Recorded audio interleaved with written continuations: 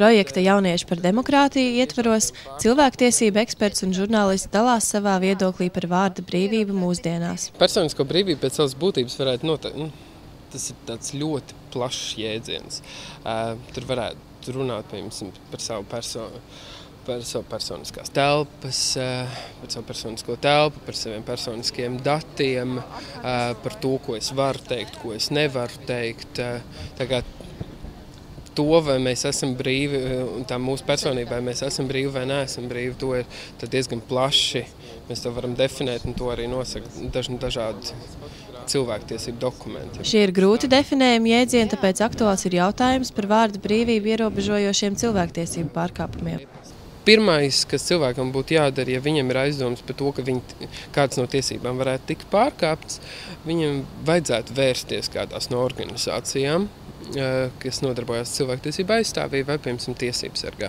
Ja cilvēks ir tāds ļoti hiperaktīvs un ļoti vēlās kaut ko tiešām mainīt, tad arī būtu, piemēram, jāvēršās arī pie juristiem, ja viņš nevēlas vērsties kādās no organizācijām. Tā kā tas ir tas pirmais solis, kurā brīdī arī tiks izvērtēts, vai tas tiešām ir tiesību pārkāpums, vai tas nav, vai tas vienkārši ir noticis, bet to mēs nevaram traktēt kā cilvēktiesību pārkāpumu. Žurnālists savā profesijā nes vislielāko atbildību par saviem vārdiem. Šī apzīmējuma vārda brīvība, es redzu, nākamais vārds man uzreiz ir atbildība. Tad tam žurnālistam, kurš arī strādā Latvijas televīzijā ziņdienestā, viņam ir jābūt ļoti atbildīgam par to, ko viņš dara, ko viņš pauž. Jo pēc būtības mēs esam tie, kuri veido realitāti.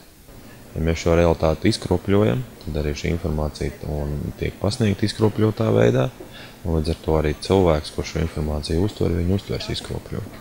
Šajā profesijā strādājošiem jāievēro stingri ētikas kodeksi, jo, ko teiks žurnālists, to runās virtuvē. Līdz ko tur parādās šī sensitīvā informācija, kas var aizskart cilvēka, tuviniekus, viņu finanses vai tā tālāk, tad šo informāciju mēs nedrīkstam. Tas pats attiecās uz bērniem, kur nedrīkstam rādīt sējas, uz administratīvu sodītiem, tā tālāk. Principā likumdošana daudz ko ir noregulējusi. Katram demokrātiskās sabiedrības loceklim ir tiesības izteikt viedokli, taču jāatceras, ka tava brīvības robeža ir cita cilvēka brīvība.